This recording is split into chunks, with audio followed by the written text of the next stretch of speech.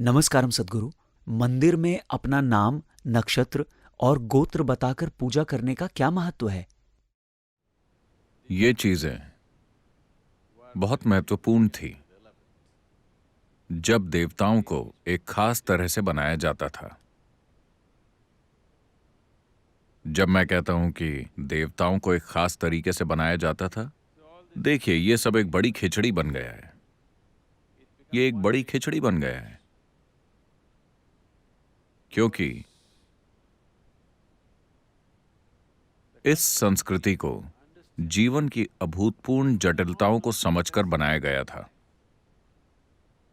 लेकिन वे साधन और संस्थाएं जिन्हें इसे एक पीढ़ी से दूसरी पीढ़ी तक पहुंचाना था, वे पिछले 1800 सालों में बाहरी हमलों वगैरह की वजह से बुरी तरह से बिखर गए। like that.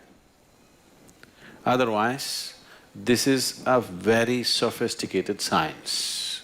वरना ये एक काफी प्रभावशाली विज्ञान है। उन दिनों हर आदमी हर मंदिर में नहीं जाता था। कुछ मंदिर थे जो सभी की भलाई के लिए थे, वहां हर कोई जाता था।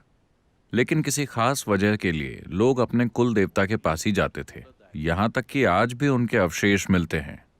लोग वहां जाते हैं, लेकिन हो सकता है कि ये देवता अब वैज्ञानिक समझ के आधार पर न बनाए गए हों। तो कुल देवता क्यों बनाए गए? आज अगर कोई 100 साल पहले मरा था, तो भी खुदाई करने पर अगर उनको एक छोटी सी हड्डी भी मिलती है, तो वो उसे लेबोरेटरी में ले जाकर डीएनए चेक करके और आपका डीएनए चेक करके बता सकते हैं कि ये आपके दादाजी थे। है कि नहीं? अगर कोई 10,000 साल पहले भी मरा हो और अगर उन्हें कोई भी अवशेष मिलते हैं, आज आप इजिप्ट के ममीज को ले सकते हैं जो कम से कम 4,000 साल पुरानी हैं।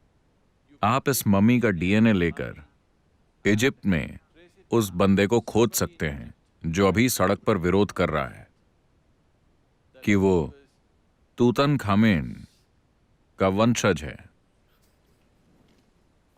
संभव है ना? विज्ञान आपको ये एक्सेस दे रहा है। इसी तरह हमने पहचाना। आपको समझना चाहिए कि ये तभी उपयुक्त है जब बाकी सारी चीजें भी बरकरार हों। हरियाणा में खाप पंचायतों को लेकर काफी स्ट्रगल चल रहा है, क्योंकि वो कह रहे हैं कि कजिन भाई बहनों को आपस में शादी नहीं करनी चाहिए, ये धर्म के खिलाफ है। मुझे नहीं पता कि वो जागरूक हैं या नहीं, कि वो क्यों विरोध कर रहे हैं, लेकिन अगर वो वास्तव में जागरूक हैं तो आपको इसका आदर करना होगा। वो शायद इसीलिए विरोध कर रहे हैं क्योंकि आप नियमों को तोड़ रहे हैं, लेकिन मूल रूप से ऐसा इसीलिए किया गया क्योंकि उन्होंने जेनेटिक ट्रैक संभाल कर रखा था बहुत पीछे तक। हजारों साल तक उन्होंने अपने ही तरीके से जेनेटिक ट्रैक बरकरार रखा, कभी आपस में नहीं मिलाया, ना कुछ ऐसा किया जिससे ये ट्रैक डिस्टर्ब हो, ताकि वंश में अच्छे बच्चे पैदा हों। इतना ही नहीं, आप एक ऐसी शक्ति बनाते हैं जो इस ट्रैक के साथ साथ चलेगी। जरूरी नहीं है कि आपके कुल का हर व्यक्ति मंदिर जाए। आप जाइए और प्रार्थना कीजिए, इसका लाभ सबको मिलेगा क्योंकि हम सभी आपस में जुड़े हुए हैं। आने वाले समय में मेडिकल साइंस में भी ऐसा होगा। अगर उनको कोई शुद्ध जेनेटिक मटेरियल मिलते हैं, शुद्ध जेनेटिक लाइन का मतलब है कि वो लोग कुछ ऐसा कर सकते हैं कि कुछ ऐसा ढूंढ लें जो आपके डीएनए के लिए काम करे। उसे बस हवा में स्प्रे कीजिए। जिन भी व्यक्तियों का डीएनए उस तरह का होगा, उन्हें तुरंत फायदा होगा। अभी वे लोग कह रहे हैं कि एशियंस का डीएनए एक तरह का है और उन्हें आसानी से डायबिटीज हो जाती है। अमेरिकन्स का डीएनए ऐसा है, उन्हें कुछ और हो जाता है। क्या वो ऐसा नहीं कह रहे? तो अगर आप बस एक सप्लीमेंट डाल दें एशियन या अमेरिकन या यूरोपियन लोगों के भोजन में, तो आप लोगों की जीवन शैली बदल सकते हैं। ऐसा हुआ भी है। यूनाइटेड स्टेट्स में ऐसा हुआ है कि उन्होंने कुछ चीजें अपने ब्रेड बनाने और बाकी कई सामग्रियों में डाली। कई बीमारियां जिनसे वो 40-50 के दशक में पीड़ित थे, वो अब खत्म हो गई हैं क्योंकि लोगों का डीएनए वैसा है और उनका इलाज कर दिया गया उनके जाने बिना। आज की जनरेशन को ये पता भी नहीं है, लेकिन ये उनकी ब्रेड का हिस्सा है। वो कुछ चीजें खा रहे हैं और कुछ चीजों का अपने आप इलाज हो रहा है। उदाहरण के लिए 50 के दशक में यूनाइटेड स्टेट्स में बड़ी संख्या में लोग डायबिटीज से ग्रस्त थे, जो कि अभी भारत में हो रहा है। उन्होंने पाया कि D3 विटामिन अगर इसे उन लोगों के खाने में डाला जाए तो उनकी डायबिटीज ठीक हो जाएगी। उन्होंने D3 विटामिन ब्रेड में डाला और अमेरिका में काफी लोगों की डायबिटीज ठीक हो गई। अब ये हमारे पास आ रही है। लेकिन अगर हम D3 खाते हैं तो ये हमारे एशियन जेनेटिक्स के लिए उसी तरह से काम नहीं करेगा।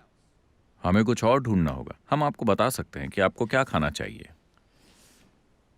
तो उन्होंने इसे समझा और इस जेनेटिक लाइन को सख्ती से बनाए रखा और एक शक्ति के स्रोत की स्थापना की इस विशेष DNA के लिए, इस विशेष प्रकार के जेनेटिक ट्रेंड के लिए। और जब वे वहां जाते हैं तो वो ऊपर बैठे किसी भगवान से ये सब नहीं कह रहे। वे बस ये रजिस्टर करा रहे हैं कि ये मैं हूं, मैं इस वंश से हूं, ये मेरा गोत्र है, ये मेरा नक्षत्र है, ये मेरा कुल है। मतलब मैं अपना DNA मटेरियल रजिस्टर करा रहा हूं। ये मेरा DNA है, मेरी मदद कीजिए। ये सबसे वैज्ञानिक तरीका है।